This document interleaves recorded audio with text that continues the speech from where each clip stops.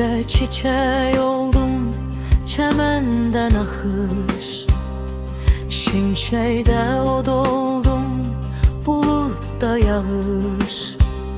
Sirli bir göz gördüm, nurlu bir bakış.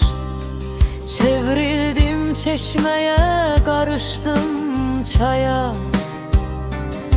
Seni sevme üçün geldim dünyaya.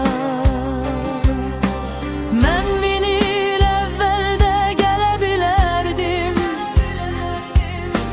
min ildən sonra da ölə bilərdim. Zamanı başqa cür hesablayardım, vaxtı başqa cürə ölə bilərdim.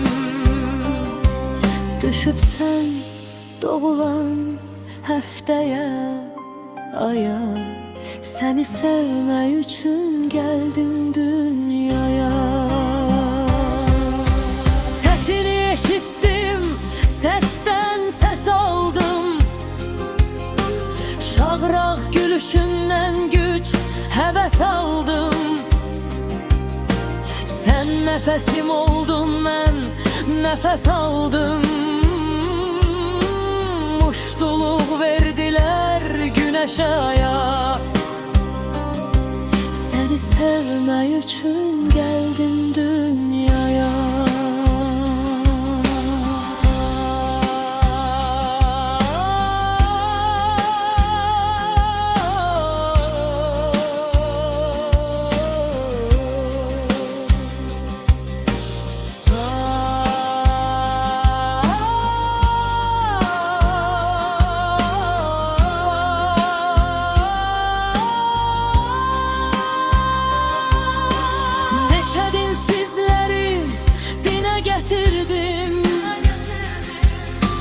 Qorudum sümbülü, dənə gətirdim. Könlümdə nə varsa sənə gətirdim.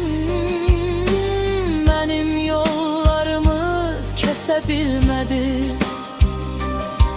Nə sərhəd, nə dəmir, nə daş, nə qaya. Səni sevmək üçün gəldim dünyaya.